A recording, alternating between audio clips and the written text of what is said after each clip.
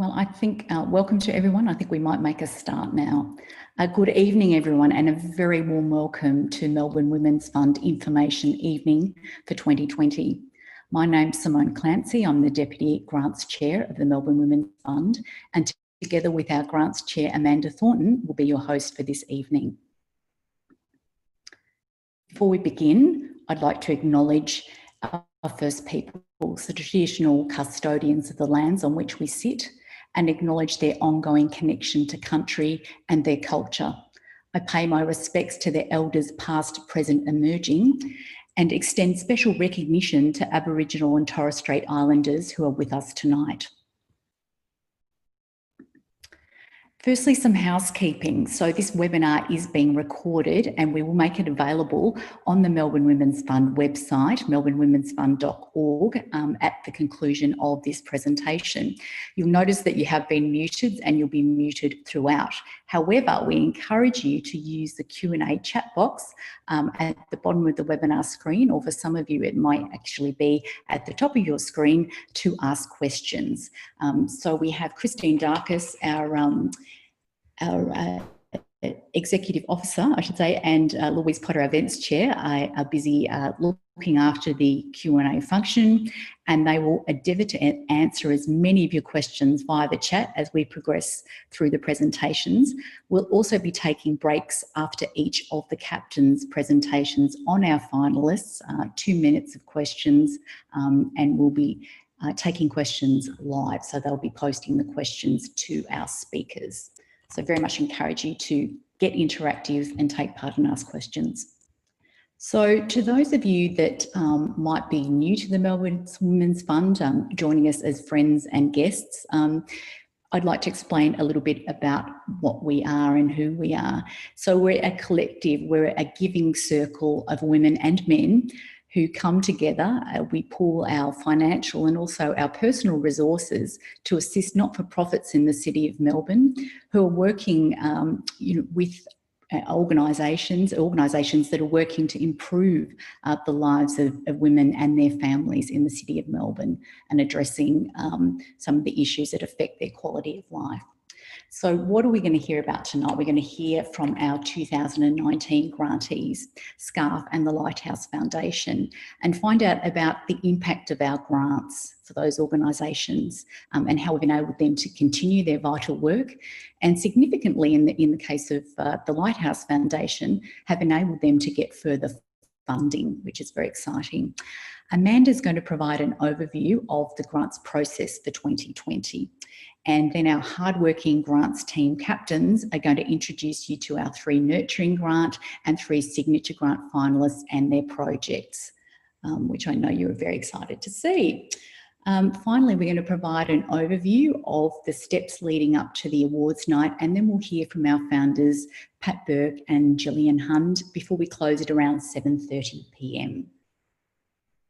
So to our 2019 award winners, and firstly SCARF Community Organisation. So SCARF's Tasting Plate for Women was an extension, or is an extension, of their very well established and highly successful model of hospitality training in meal settings delivered by industry professionals. And their graduates have gone on to employment in hospitality, and some of them have built very successful careers in hospitality and in other areas as a result of this program and this level of support. Now, unfortunately, it has been a tough year for SCARF this year, as you can imagine, being a hospitality enterprise. The restrictions associated with COVID have meant they've had to delay the start of this particular project, although they do hope to get it kicked off in September of this year. But that's enough from me. I'd love you to hear from Hannah Brennan, who's the co-founder and general manager of SCARF. Now, please be aware that with me playing video through this medium, there might be a slight delay. We will actually make the videos themselves available on the website for you to view as well.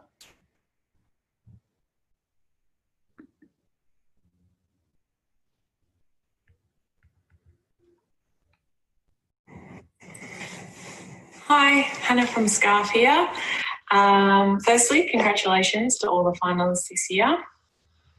So last year we were really grateful to receive the Nurturing Grant from the Melbourne Women's Fund to run a program called Tasting Plate for Women. So SCARF's been running for almost 10 years and in the past couple of years we've seen a really significant influx in female applications for the program. So since the beginning of 2018 we've actually had around 80% of our participants are female. So we're super excited to run the very first Tasting Plate for Women program. Initially we hoped to run it in April this year. COVID had a different idea. So at this point, we're hoping to run the program in September. We will keep you all posted. It's going to be an awesome program. There will be space for 16 young women from protection-seeking, refugee and migrant backgrounds who are facing barriers to work.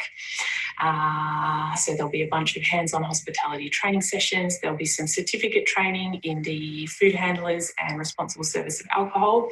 There'll also be lots of focus on job readiness through hands-on workshops, which will involve resume writing and interview practice with hospo managers. There'll be a really inspiring group of female trainers and mentors who will be closely supporting and working with the participants throughout the program.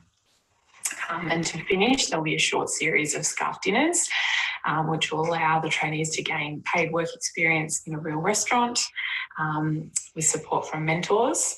There will be the opportunity for any of you to come along to dinners to see our work firsthand and to provide some support for the amazing, resilient trainees that we'll have in the program. And so once these young women graduate from the course, they'll come out of it with heaps of new skills and networks, confidence. They'll have a refreshed resume with local references and they'll be a lot more job ready. So as I said, we did plan to run the program in April.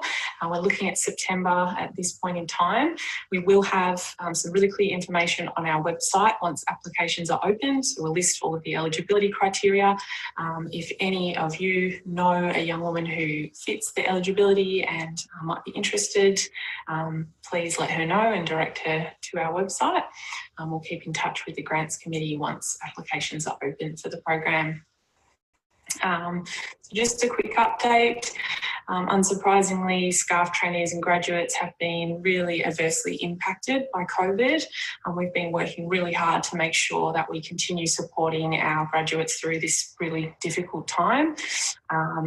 We've actually got a bunch of information on our website at the moment. We're running a fundraising campaign right now. And if you head to scarfcommunity.org and to the fundraising appeal, you'll see a lot more detail about what we're doing to keep supporting our graduates and to keep SCARF's work going. Including moving our focus to connecting with employers other than hospitality industry employers to make sure that all of our program participants and graduates have the best chance at accessing a job. Okay, just to finish up, good luck to all of you for your presentations. Just know that whatever the outcome is, you are already part of an amazing, connected, supportive community. I'm sure you already know that from your interactions with the Melbourne Women's Fund. Just want to say a massive thank you to all of the Melbourne Women's Fund members who have been in touch since we applied for the grant, and particularly recently it has been a challenging time, but we really appreciate being part of this community and we can't wait to run the Tasting Plate for Women program and hopefully see lots of you at a SCARF dinner. Thank you. See ya.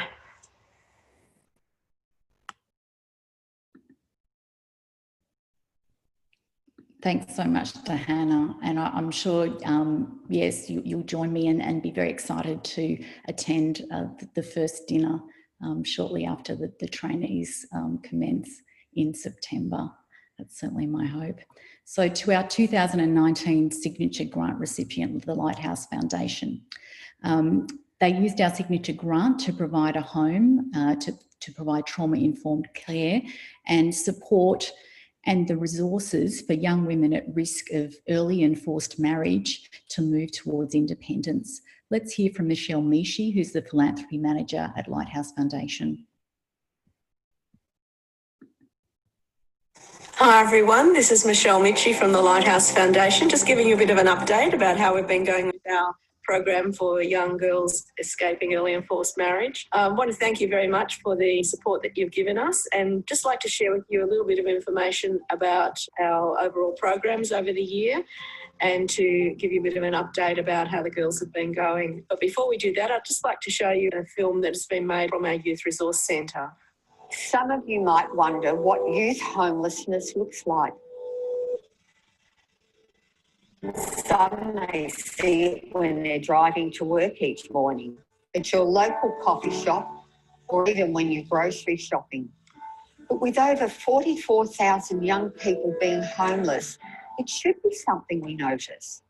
If you want to look, then look at what we do. Look and see the difference when a child is given a nurturing home and genuine therapeutic care. They have a chance to heal. With almost 3 decades of frontline experience and research, we know what works, so let us give young people that opportunity to change the direction of their lives. Because at Lighthouse Foundation, all kids matter. I matter. I matter. I matter. This year, make it matter. Make youth homelessness matter. Just some further information about our program. One of the great things that happened after we received the funding from Melbourne Women's Fund was that we received additional funding from some other philanthropic trusts and foundations, and we believe that was directly related to the impact that your funding made on us, that your group is highly respected and that others followed where you had led the way. We also want to acknowledge the wonderful contacts we had with many of the women in your giving circle who reached out to us through the year and offered lots of help, including Kathy, who knitted rugs for all of the girls as family heirlooms to take with them when they graduate. All of the 4 girls have been involved in education throughout the past year, and that was going okay up until the pandemic hit. And at that point, we've had to stop a lot of the processes and try to do remote learning, which has been really challenging. We did have some wonderful tutors who were coming to the home to help the girls, and that's had to stop. And we think overall the pandemic has meant that although the girls have been happy in the home and happy cooking and feeling safe and happier to stay home than the rest of our Lighthouse kids, it actually has delayed their transition toward independence. So we're not sure how much impact that's going to have. But one of the girls in particular has identified a career path in nursing, and she is learning English as a second language specifically for nursing students. And we will be really focusing hard on trying to get her up to scratch so she can join that course and hopefully transition into student housing. And the other girls are also sticking to their classes remotely, but it is a challenge at this time. But we do want to thank you once again for the wonderful help that we've received from the Melbourne Women's Fund over the last year. I think that the impact of having a group of women supporting a group of young women in the most dire circumstances has been profoundly inspirational to many of us in Lighthouse, and you would be so proud if you could see these girls inviting the community to join with them and to celebrate the Eid festival at the end of Ramadan, even through Zoom, to have some sort of a party to celebrate their culture and to show off their cooking, even though we couldn't go to the home and share in it face to face. So thank you all, Melbourne Women's Fund, and we hope that we find a way of working together in the future. We're very, very grateful to have been the charity that you have supported in the past year.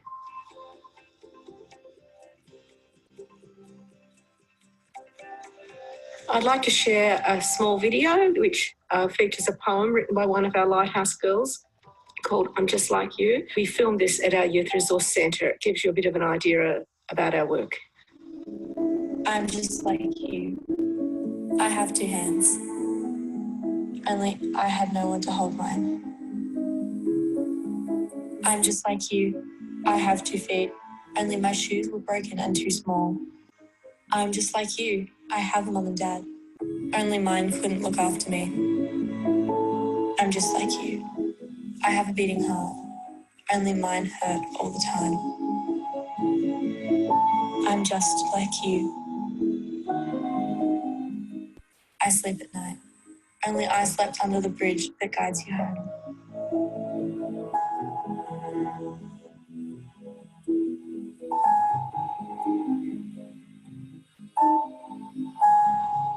I'm just like you.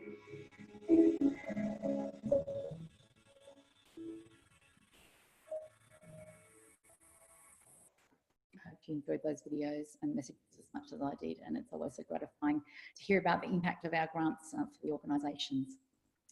Okay, I'd like to hand over to our grants chair, Amanda Thornton, who's going to take us through the 2020 grants process. Thank you, Amanda. Thanks, Simone. I'm just turning my speaker down in case we get feedback. Thank you and a warm welcome to everyone tonight. That was great to hear from SCARF and Lighthouse, and one of the things we all really love about the Women's Fund is that we keep in touch with our current and former grantees. For our grants chat tonight, we'll recap on the focus areas for this year's round, hear a little bit about your grants committee and provide an overview of the 2020 grants process. We'll then move on to hear from your grants committee captains about each of the finalist applications, as Simone mentioned earlier. There will also be an information flyer coming soon to our website and will be accessible throughout all our communications leading up to the Grants Awards night. So for the focus areas in 2020, members chose the enduring themes of helping women to avoid the downward spiral of homelessness, helping women to successfully break free of family violence and renew their lives, and concern for older women who are increasingly facing homelessness and deep financial disadvantage. Each application you'll hear about tonight directly addresses one or more of these themes, and they also reflect the unique as well as shared challenges of each focus area. But first, a little bit about our grants committee. While making a difference for MWF beneficiaries through annual grants is our first purpose, our second is to make sure that we make a difference for the applicant organisations by helping them to improve their ongoing grant-seeking work. And our third purpose is to make sure that we are fit to meet our responsibilities. We are guided in this by MWF's core values of generosity, collaboration and engagement, learning and sharing, diversity and inclusiveness, and courage to make real change. And I can speak with first-hand experience that our grants committee has a lot of courage. And the grants committee also provides opportunities for members to learn, connect and step up into leadership roles, which nurtures individual growth and at the same time it strengthens our giving circle.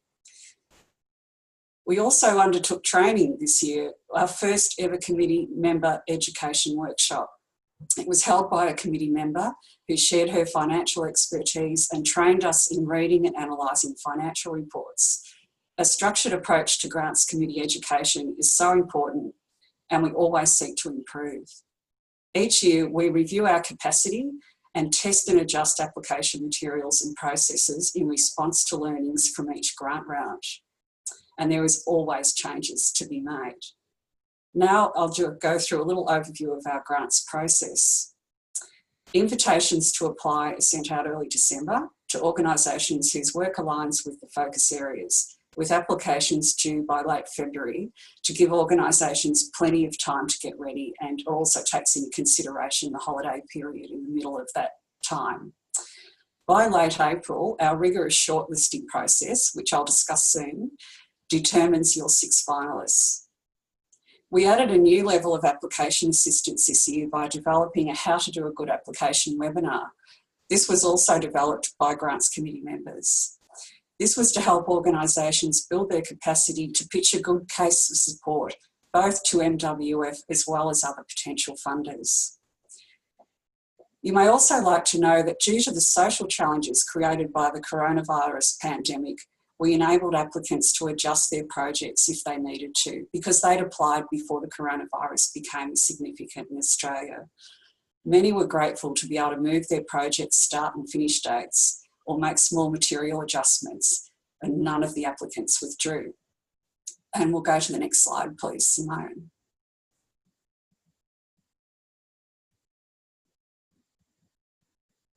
Terrific, thank you.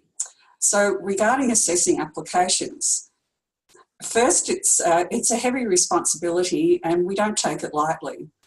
The Grants Committee work is a real privilege and we are very much aware of this responsibility throughout everything that we do in the process.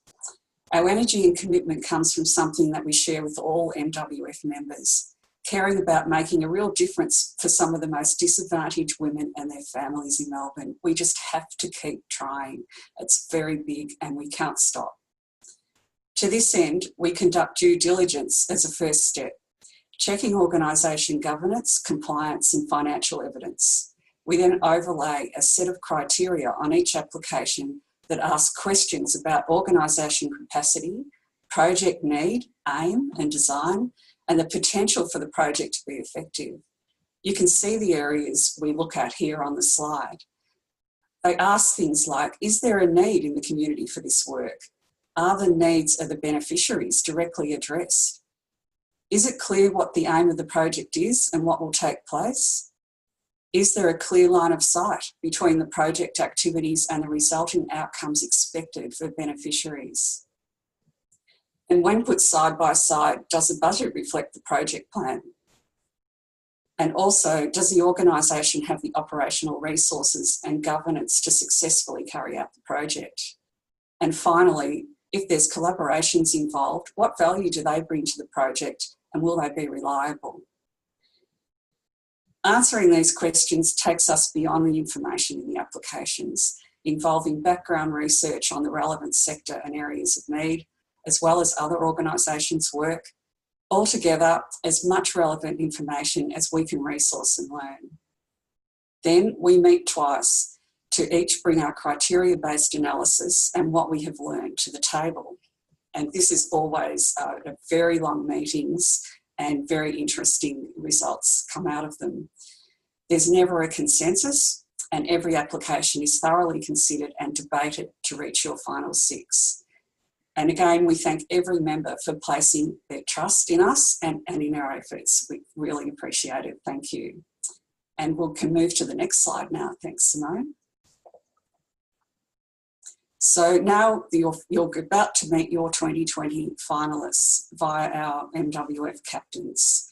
The captains support organisations throughout the finalist process because there's a lot of things to do, gathering images, approval of descriptions and all the work that they have to do to present to you at the Grants Awards night in July.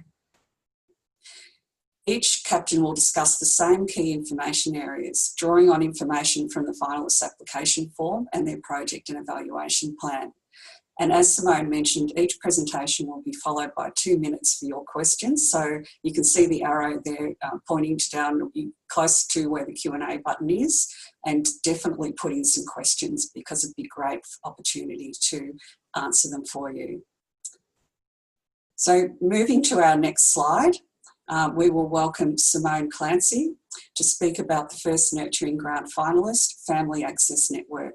Thank you very much, Simone. Thank you, Amanda, and yeah, thank you for that very, very detailed explanation of our work for our members and our guests here tonight.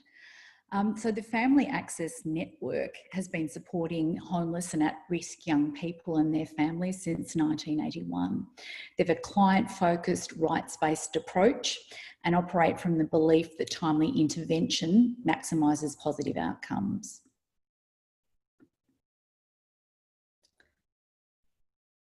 Their services encompass access to accommodation and support options, including case management, therapeutic interventions, private rental brokerage and material aid. They provide a number of skill development opportunities for at-risk young people and accompanying children, including a young mums group, children's program, an LGBTQI+ program, and they also engage in research to develop best practice. You can see some information about the organisation there, their revenue, their funding sources. They have 1 full-time employee and 8 part-time employees and 18 volunteer employees, and they're located in the city of Whitehorse in Box Hill. So to their project, Building Better Futures, and it aims to address the needs of young mothers and their children who have experienced or are experiencing homelessness, and a specific focus on those who've lived through family violence. The program is going to provide young pregnant women or parents with the information and resources they need to improve their situation. Surveys by FAN late last year indicated that 100% of their clients were affected by family violence, and this is an increase of over 30% from their previous survey. And the combined focus of this program on homelessness and family violence is much needed as it better reflects and supports their clients' experience. The group aspect of the program creates a safe space for these women to share experience, to build connections, and also see positive changes in each other. While the one-on-one support will assist women with budgeting, with employment, with leaving plans, and also referrals as needed to family violence specialists.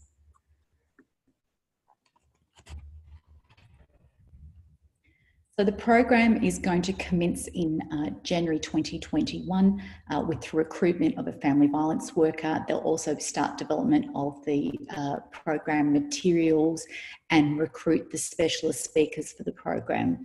They'll commence recruitment and engagement, referrals I should say. The referrals will commence then for the first group of 10 young mothers for the 12-week skill development program, and 3 of those will run through this project. Evaluation and analysis will be conducted through surveys at the end of the program with the participants, and the results will be summarised in a report.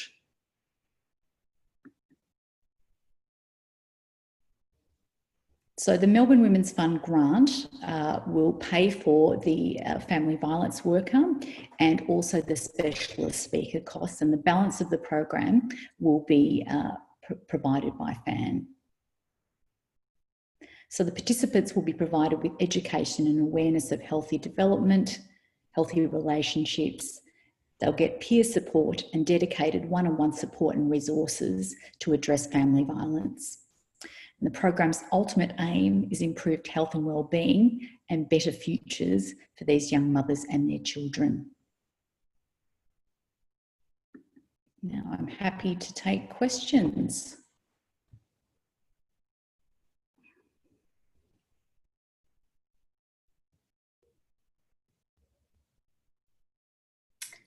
Hi, everybody. Hi, Simone. Yep, we have a couple of questions that have come through. This one here actually is 2 questions together. Will the program run if funding is not received? And how will it be funded beyond next year if it does go ahead?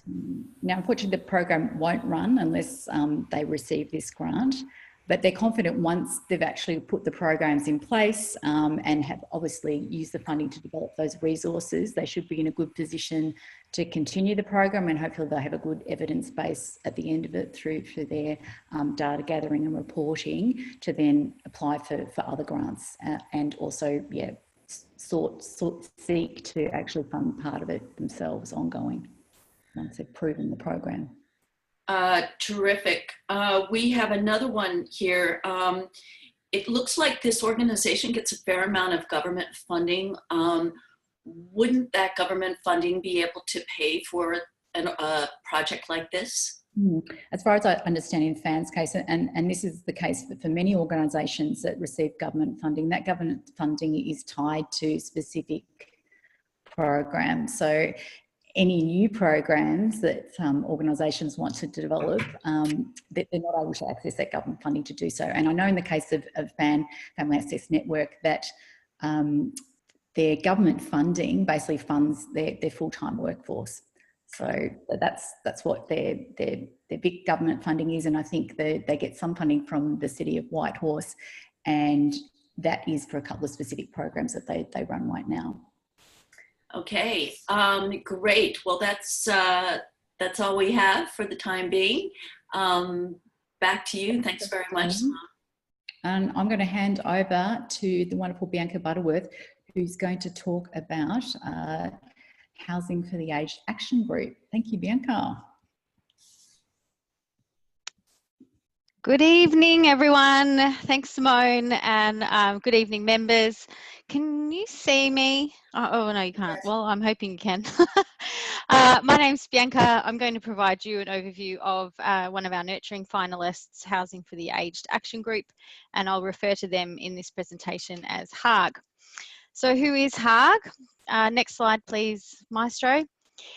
HAG is a community-based program that specialises in the housing needs of older people. The organisation was formed in 1988 and it has over 400 members who assist around 1,000 people each year. HARG provides a suite of services ranging from peer education, early intervention and national advocacy, and their primary services include housing, advice and support to older people needing to implement a future housing plan, and intensive ongoing case management to older people who have become homeless or are at risk of becoming homeless. If we take a quick look at the metrics, for the financial year ending 2019, they had a revenue of around 2.4 million. They had an operating surplus of around 155,000. They received various funding via different streams, including the Commonwealth, DHHS, Victorian Government, along with some income generated from other donations. They operate with 10 full-time, 13 part-time and around 30 volunteers. Half their programs are actually assisted by volunteers, and they are based in Flinders Lane in Melbourne, from where they coordinate services across the state. Slide, please. Thanks, Simone. So why is their program needed? We have a few stats here to help frame that for you. So during the 5 years between 2011 and 2016, HARG reported that 71%, there was a 71% increase in the number of women between 65 and 74, and a 61% increase in women over 75 who reported being homeless. They reported a 30% increase in the number of women aged 65 to 74 who accessed homeless services.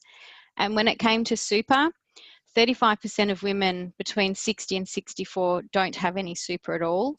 And of those that do, women retire on average with 47% less super than men.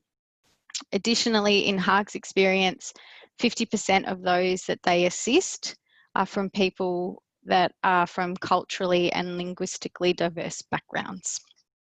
Slide, please. So what is their program? HARG is seeking Melbourne Women Fund's assistance with a program called Preventing Older Women's Homelessness Peer Education program. The project is aimed at preventing homelessness among older women by providing community education delivered by people with lived experiences of homelessness. They aim to reduce the stigma and raise awareness of the factors that place older women at risk. HARG report that their community education programs, when they're delivered by peers, is a very effective tool for raising awareness and breaking down these stigmas. Past community education programs resulted in a 300% increase in the number of referrals from this targeted group. The project they put forward proposes to train at least 5 older people who have experienced homelessness to become peer educators.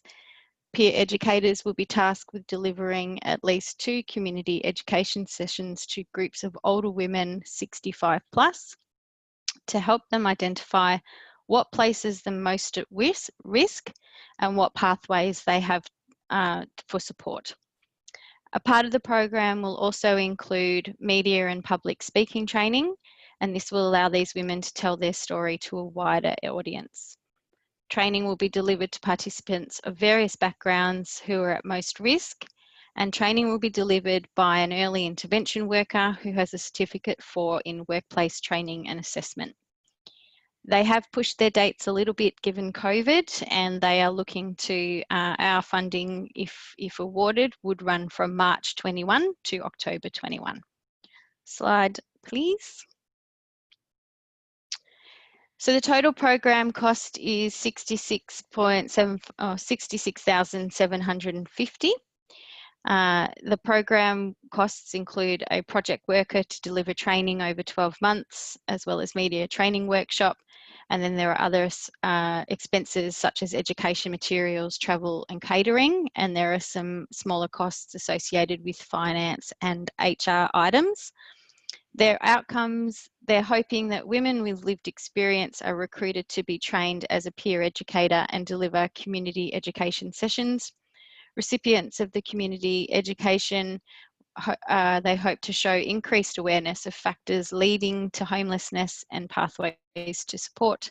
and opportunities for media and campaign by peer educators to promote and advocate this vulnerable group. Slide, please. So that wraps up the key details of HARG's program. If there are any questions, I'm happy to take those.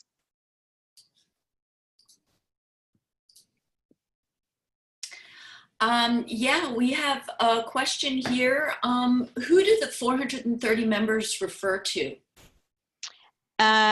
So they make up, well, that's actually a good question. I can talk to volunteers, but not members. So I will be happy to note that down and make sure that HARG address that in their presentation on awards night.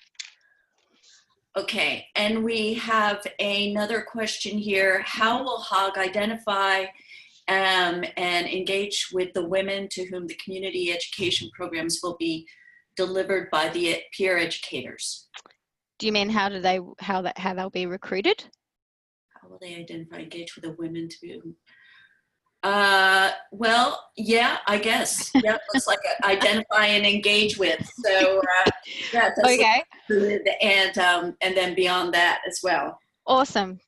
I will also refer that to HARG to be able to present that at the awards night a little bit more succinctly. Excellent questions. Thank you. Can you see I'm flushing? This is not good, right? Here's one for you. It was mentioned that a majority of the staff at HARG are volunteers. Can you be more specific about what they do? Yes, I can answer that one. That's no worries. There's about 30 of them, 30 volunteers. They range from peer educators to, there's quite a substantial number of those that are bilingual educators that assist particularly with that culturally and linguistically diverse group. They do at times have volunteers in their office, and I believe their management team are also what's the word? Made up of members that are volunteers and help do the governance and make sure that everything runs as it should. Great. Yeah. Okay. Thanks very much, Bianca. You're welcome. Have a good night. Okay.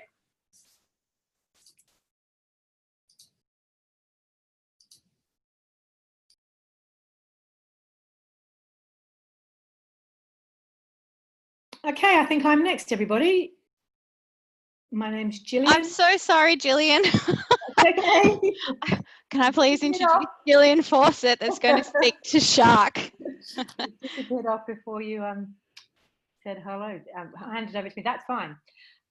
So I'm going to be talking to you today about the Self-Help Addiction Resource Centre, otherwise known as Shark, and in specific their Women's Recovery and Housing Program. So if we could go to maybe the first slide, that would be great. So Shark actually has 4 different programs that they run. They are an advocacy group that ensure the voice of people who use the services is essential to policy and service development. They have peer projects, which is facilitating and demonstrating the benefits of people with lived experiences in their services. They have a family drug help service as well, which is assisting the families of people who have been affected by other family members who have been affected by drug and alcohol use. But the program we're going to be talking about specifically tonight is their residential peer program. And they have 3 of those, but the one we'll be focusing on is the Understanding and Support Women's Recovery and Housing Program, otherwise known as the US House or the US House, which is based in Murrumbeena. So why is this program specifically needed? Because recovery from alcohol and drug addiction can be a really long-term and complex process without the appropriate supports for social and mental health issues if they're not fully addressed. Older women are an overlooked target group in this area. I mean, I think a lot of the addiction resource in the in the state, the money all goes towards young people. So older women are an overlooked target group, and they often have really long-standing addictions, and those addictions are often as a result of having been in an abusive relationship and experienced quite severe low self-esteem, which they have experienced for a long time. So the US House, which is based in Murrumbeena, they will work on about 10 to 12 older vulnerable women going through the program, seeking recovery from their long-term alcohol and drug addiction. So we might have a look and see what comes up next. Okay, so the aim would be to assist these older vulnerable women to to achieve sustainable recovery from their long-term severe drug and alcohol addiction in a really safe and supportive space. The house is already there, and this program is already running.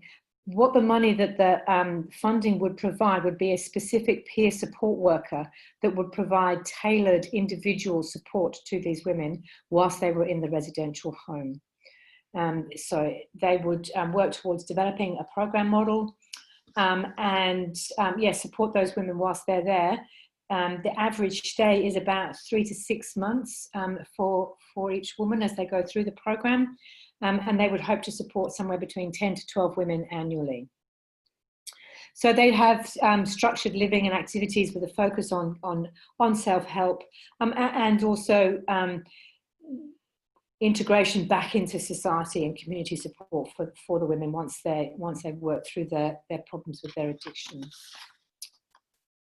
And their program cost is about $56,000. We will be contributing $35,000 from the nurturing grant, which is there to support the part-time project peer support worker, which they don't have at the moment. And as I said, that's specifically towards ensuring that they can have an individual tailored program for each of the women attending the residential program there. The expected outcomes, as you can see, would obviously clearly be abstinence and good mental well-being, and those two pretty much go hand in hand together. Not sure you could have good mental well-being without abstinence. And abstinence would move on to a sense of betterment. Women would be engaged in employment, training or volunteering, so that's a way of re-engaging again with community and with society, also to help them re-engage with their family, and to develop a sustainable plan and ongoing support for the women, and ensure that they maintain a long-term recovery from their addiction.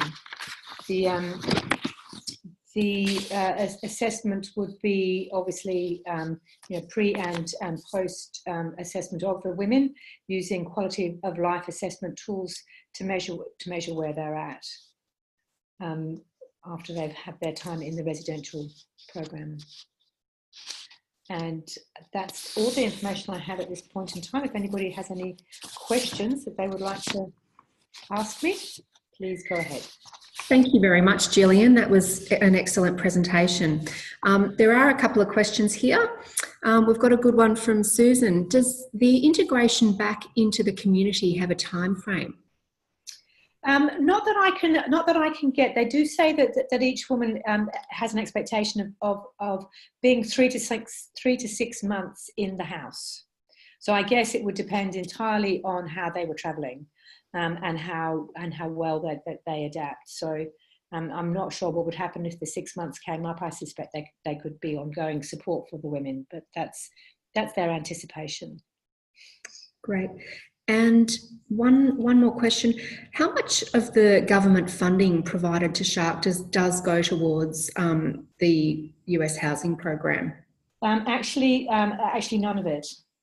The government funding that Shark have and enjoy, they fund programs for clinicians, family counselling, a family drug helpline. There's actually none of the government funding goes towards the housing program.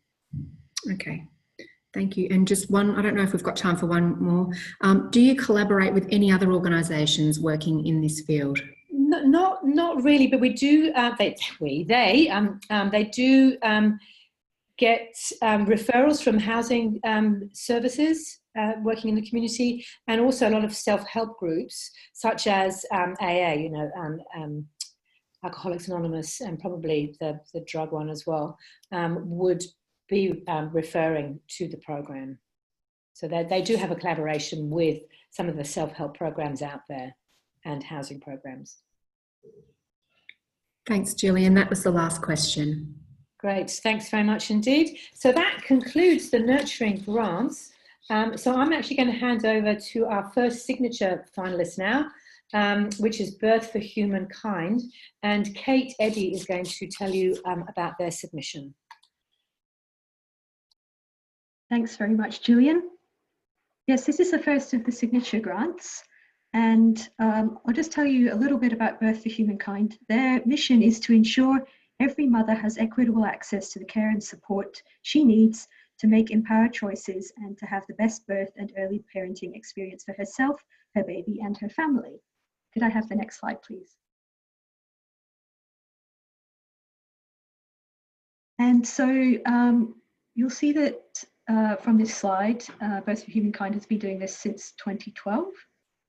And they had a revenue last year of $898,000, most of which was from donations, with a small portion being from government grants, as you can see from the slide.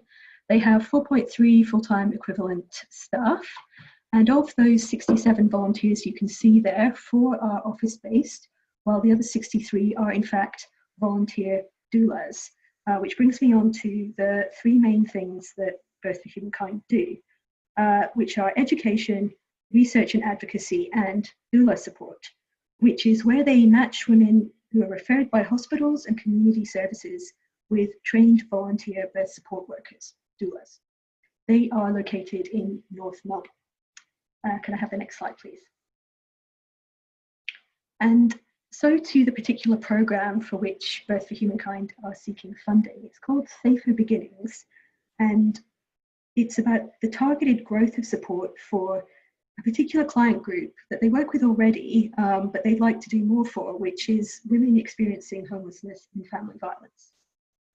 The program aim, as you can see, is increased confidence and preparedness for pregnancy, birth, and early parenting for 60 women experiencing homelessness and or family violence in order to create better health outcomes for mother and child. The program dates are October this year to September next year, and they aim to provide over 750 hours of one-to-one doula support, which will involve, given that it's one-to-one, the professional development and training for over 55 volunteer doulas, and they'll need to recruit 12 to 15 new volunteer doulas to be able to make this program happen. They'll also, as part of this program, pilot the doula support model in hospitals. Next slide, please. The beneficiaries will be the 60 women who are pregnant or have young children and are experiencing homelessness and or family violence and associated disadvantage. And of this particular beneficiary group, what Birth for Humankind tell us in their application is that women experiencing homelessness and or family violence are less likely to receive appropriate maternity care. Of this group, 46% experience trauma, abuse or family violence. 1 in 5 experience homelessness, and there are high levels of socioeconomic disadvantage and barriers to accessing services. The need for this program is that better health outcomes for mother and child can be provided in this doula support way. Next program, please. Slide, please. The total program cost is $228,924, of which they are seeking the 80,000 signature grant from Melbourne Women's Fund, which, as you can see, would help to support all of the doula program service delivery and training, program planning and the partnership development, and 25% of the support coordinator's salary. They do have some, but not all yet, of the remaining program costs already secured from other grant makers, which is detailed in their full application. The expected outcomes are that the participants, the beneficiaries, increase their confidence, well-being and parenting skills and reduce their social isolation. The increased service delivery capacity with a focus on northern and western suburbs. The volunteers who they recruit increase their skills and experience, and that they strengthen the institutional partnerships with public maternity hospitals. And now we'll move on to some questions, please. Thanks, Kate. This is probably two questions in one, but what is a doula? And along with the doulas, are there physicians supporting the organisation? Well, I'm glad you asked me that. So the word doula comes apparently from the Greek word meaning servant of a woman, which I'd always wondered where it came from. And the definition that Birth for Humankind give is that a doula is a trained birth support companion who provides practical and emotional support and information to a woman during pregnancy, birth, and early parenting. And yes, it's a complementary service. It complements the clinical care. And so what it is about, in part, is the continuity of maternity care. According to Birth for Humankind's website, which I would recommend as being very informative, they do have evidence that a doula being present can be a really great additional help. Thank you. And I have just had another one come in. Which organisations would Birth for Humankind partner with for this project? Thanks for that one. That's a good question. In their application, Birth for Humankind said the program is based on collaboration with public maternity hospitals and homelessness and family violence services for referrals. Specifically, they mentioned Western Health, Sunshine Hospital, Melbourne City Mission, a variety of services, including young women's refuges and homelessness services that are coordinated by Melbourne City Mission, and also Launch Housing, again for referrals. Hope that helps. Thanks very much, Kate. That was the last question. Oh, thanks very much, Louise. And now I'd like to hand over to Marie Kelly, who's going to tell you about Domestic Violence Victoria. Thank you. Thank you, Kate.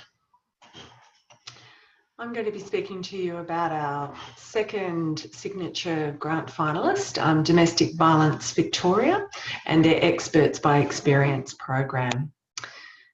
Next slide, please, Simone. Domestic Violence Victoria are an independent non-government organisation. They're a key agency in the Victorian family violence system, providing subject matter expertise for the specialist family violence response services sector, government and other partners. You can see from the slide that their revenue in the last financial year was in the order of 2.3 million. 95% of that was from grants and smaller amounts from donations and interest. They have 11 full-time staff and similar numbers of part-time, casual and volunteer staff, and they're located in Melbourne CBD. Next slide, please, Simone. The beneficiaries of the Experts by Experience program are women and children experiencing family violence. The recent Family Violence Royal Commission found that the inclusion of victim survivor voices in advocacy and policy reform was a key need. Research completed by Melbourne University found that the integration of victim survivor voices to date has been informal, piecemeal, and quite inconsistent across the sector. So on the back of the Royal Commission, a key need was identified for a non-government industry body to centralise lived experience in family violence system reform. There's a growing expectation that family violence services demonstrate formal inclusion of victim survivor voices in the improvement and delivery of their services. This is difficult to do without dedicated funding. So this program seeks to develop a business case and implementation plan to establish an independent industry body. Next slide, please, Simone. The Experts by Experience program commenced in mid-2019, and as with some of the other organisations, the funding period for the Melbourne Women's Fund grant, they will move that to commence February next year and hope to complete by October next year. They aim to develop a business case and implementation plan, as I mentioned, for the establishment of an independent industry body for victim survivor advocates. There'll be consultation with key stakeholders throughout the process, and they'll explore a social enterprise model for delivering a fee-for-service centralised access point for advocacy for NGO, government and corporate stakeholders, providing them with a model for a sustainable revenue stream. Next slide, please, Simone. The total cost of the program will be $102,500. Obviously, the $80,000 signature grant will go a long way to helping, and the rest will be provided by pro bono DVVIC services. They will develop a business case and implementation plan so that they can generate a business model for the establishment of the independent industry body. There'll be a comprehensive implementation plan to support that establishment and to attract investment. There'll be an increased inclusion of victim survivor voices in the improvement of family violence systems and responses. And this is via their involvement in a broad advisory body. And as previously mentioned, they plan to have a sustainable revenue stream so that this project funding will kick off and establish, and they're able to find investment and ongoing revenue. Next slide, please. So I can now take any questions that have come through. Thanks so much, Marie. This question, which is quite a broad one, can you explain how the social enterprise model will provide sustainability? Sure. It's intended that they'll deliver a fee-for-service consulting and training services. So they'll serve as a centralised access point for victim survivor advocacy, and that will be across NGO, government and corporate stakeholders. So there'll be a centralised, consistent voice coming out in the form of advocacy for all of those arms. Thank you very much. And we've got another one. Who are the key stakeholders? So the key stakeholders in this are the Domestic Violence Victoria, there's government voices, they're also collaborating with Melbourne University research partners who are, I want to get the acronym correct because it's quite a big one. They're working with MAVE, who is the Melbourne Research Alliance to End Violence Against Women and Their Children. They're also working with Weavers, so they're key stakeholders, and that is women and children who have experienced abuse and violence, advisors and researchers. So the Weavers have personal experience knowledge, service use knowledge and academic knowledge. So there's a very broad base of stakeholders all coming together to ensure that there's a centralised voice. Thank you. And if we've got time for one very last question, one quick one. What work, if any, has DVVIC done to give them confidence that there is scope for the fee of service offerings such as they propose to build? So I'm not sure of previous work that they've done in terms of the feasibility of this model, but I do think that's an excellent question and one that we should pursue on the awards night to understand the historical kind of underpinnings prior to the grant application. Thanks, Marie. That was the end of the questions. Great. And now I'd like to introduce Diane Carey, who's going to speak about our last signature grant finalist, the Margaret Tucker Hostel. Thanks, Marie. Hi, everyone. My name's Diane, and I'm happy to share some information with you regarding our third signature grant finalist, Margaret Tucker Hostel. So the Margaret Tucker Hostel for Girls is located in Perry Street, Fairfield, and was founded in 1983, named after Marg Tucker, one of Australia's earliest female Aboriginal activists and a leading figure in the 20th century. In 1968, she was appointed an MBE for services to the Aboriginal community. The hostel provides short-term crisis accommodation for young Aboriginal girls, women and mothers who are at risk of homelessness or family violence. And I might move on to the next slide. Oh, okay, thank you. It's managed and staffed by Aboriginal women and elders. The hostel is committed to preserving Aboriginal communities as their own source of healing and strength. Services include temporary accommodation for young Aboriginal women in times of crisis, case management support for these women in health, safety, education and employment, and a life skills program where staff work with young women to form care teams that provide support and connectedness.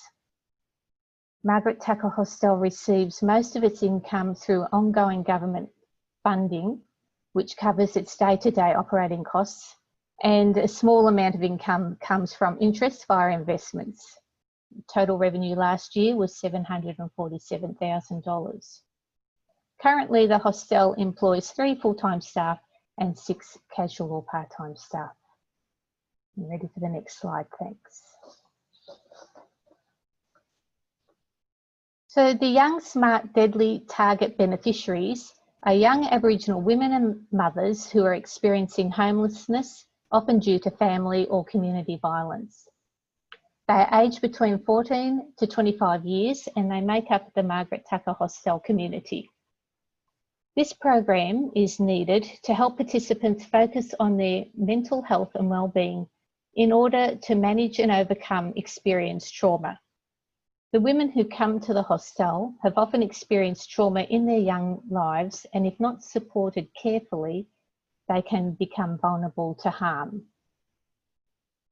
The program will also assist building resilience and self-confidence by addressing an often fragile sense of self-worth that is shown also to lead to self-harm, substance abuse, and other risk-taking behaviour. The program will help identify poor behaviours and attitudes that can lead to healthy or abusive relationships. And finally, the outcomes of the government's Closing the Gap campaign, along with the working knowledge at the hostel, has revealed an increased need to provide safety and security and cultural connections for Aboriginal women. Move on to the next one. Thanks, Simone. So the program aim is to educate, train and resource young Aboriginal women and young mothers who are part of the Margaret Tucker Hostel community to help them reshape their lives. It also aims to formalise ways to reach out and connect with other vulnerable young Aboriginal women. It's a 12-month pilot program and aims to begin in November this year through to September 2021. And the Melbourne Women Fund's funding will be available to use over this same period. The main activities of the project will be to recruit a young Smart and Deadly program coordinator, source female elders to be guest speakers and mentors, and also source course participants. And it will also develop a series of workshops covering topics such as healthy relationships and parenting skills, living skills like managing finances, awareness of social services available, how to access legal help if needed, and things like literacy and numeracy, as well as cultural connections and safety.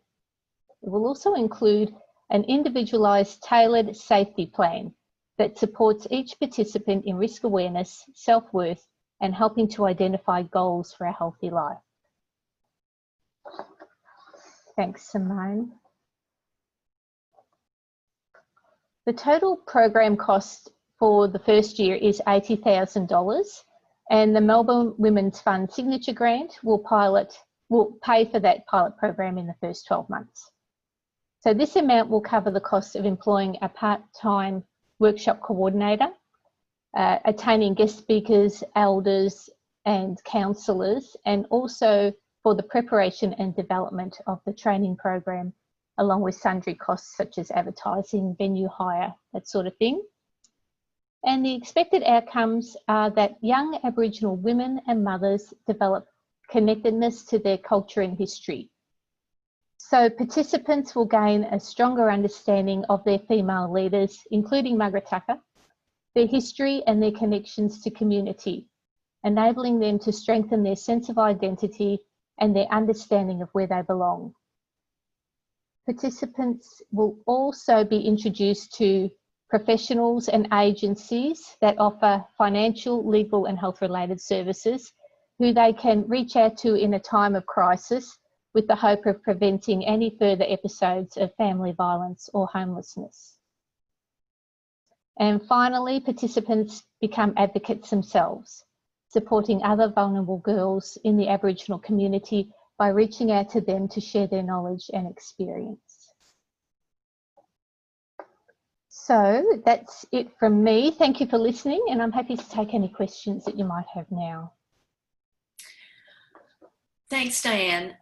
We have a question here. What are the numbers of young, vulnerable Aboriginal women that the Margaret Tucker Hostel will care for? Well, as far as this program goes, they're looking to set it up for 8 in the first year.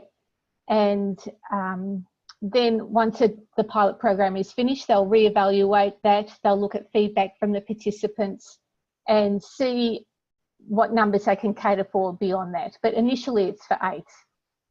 Okay. And where do the women come from? So they come from Melbourne and Victoria. Margaret Tucker Hostel is a well-known place of safety for young girls who are looking for somewhere to go to. The hostel collaborates with many Victorian Aboriginal services around Melbourne. I've got a couple here. There's one called Dejira, I hope I'm saying that right, which is a Victorian-based Aboriginal support service for victims of family violence. There's the Victorian Aboriginal Health Service in Fitzroy, the Victorian Aboriginal Childcare Agency in Preston, and there's quite a few Aboriginal support services around Melbourne, and the Margaret Tucker Hostel collaborates with all of them and gets referrals from them. Also from the Department of Human Services as well. So there's no restriction or obstacle for a young Aboriginal girl to go to the hostel and receive care. Great, thanks very much. Just to say that we've had lots of really good questions come through, and what we'll probably end up doing is, in addition to passing them on to the organizations, have a section on the website in our events section that actually answers the outstanding questions that we didn't get to answer this evening. I'll pass this over back to Simone and Amanda. Okay, thank you.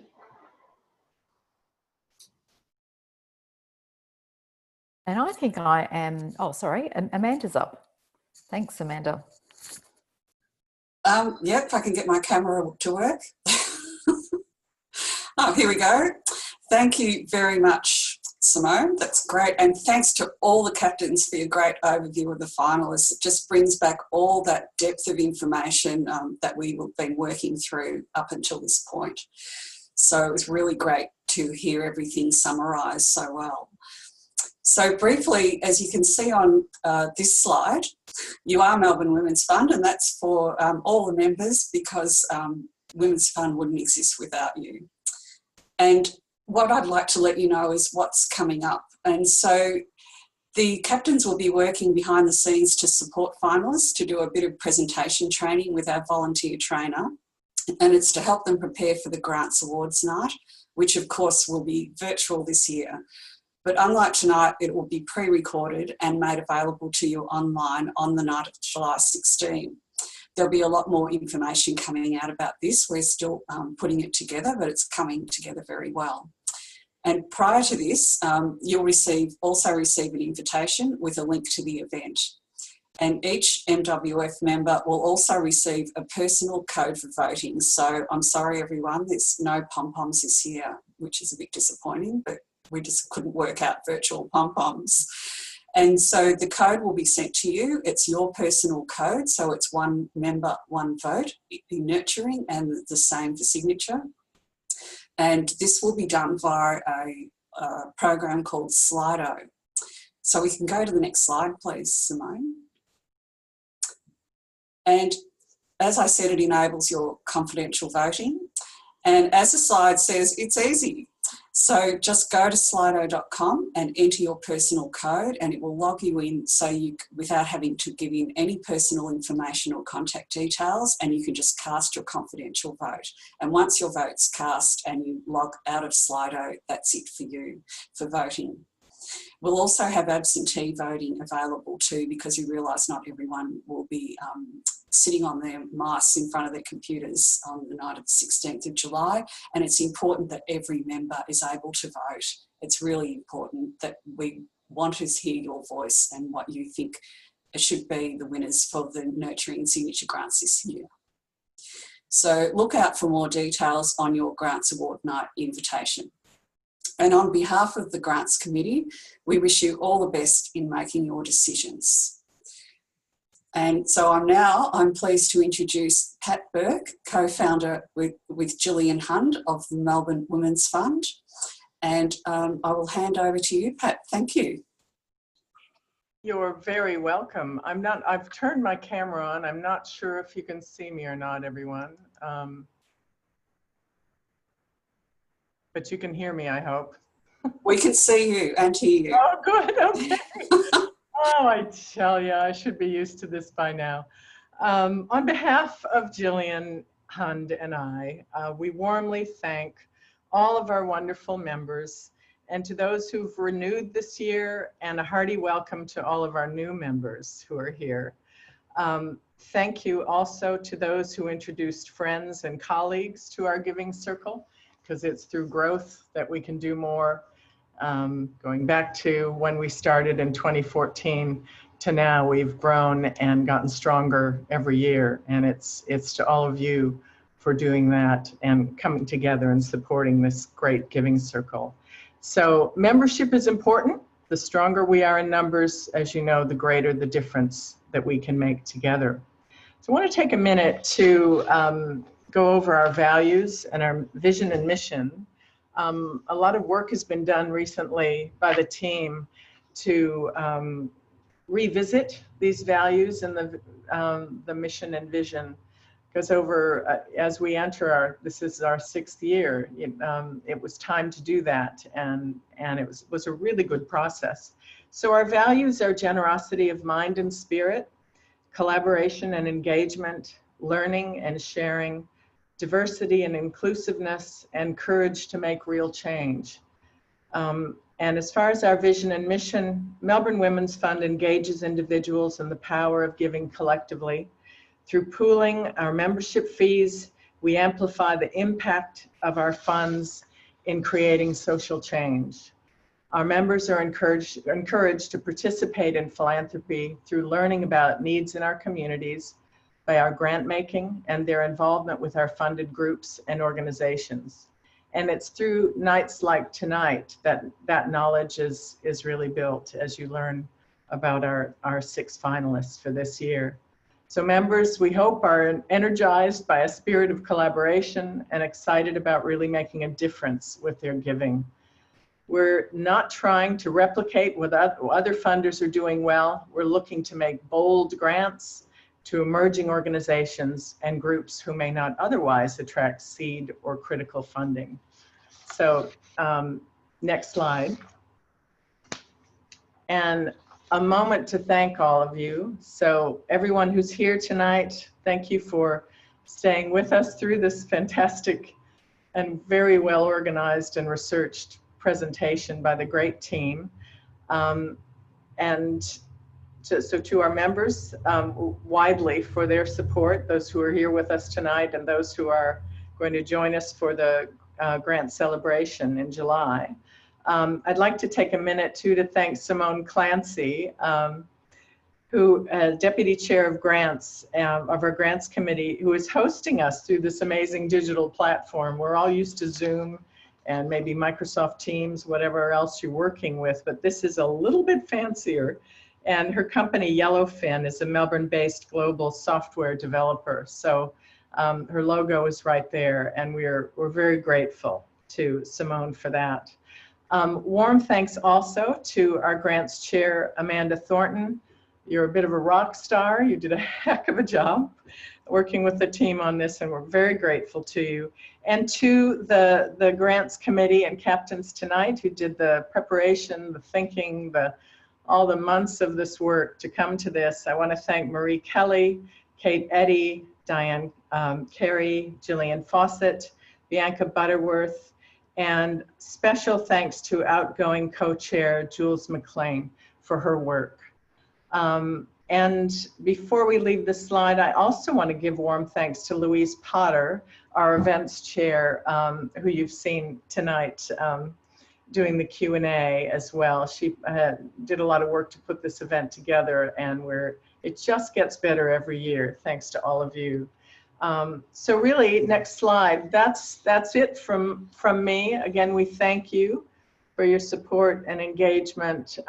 We've put on this last slide all of our social media connections, and please visit our website. We're in the process of building a new one. You can see our new logo, which we love and think is very much representative of who we are and our collective, the vibrancy and the many colors of our world, which are very exciting. So we will see you again and more on the Grants Awards night on Thursday, July 16th. So you'll get an invitation for that soon. Come visit our website and watch us on social media so you can hear more about it. Thanks again, everyone, and we'll see you soon.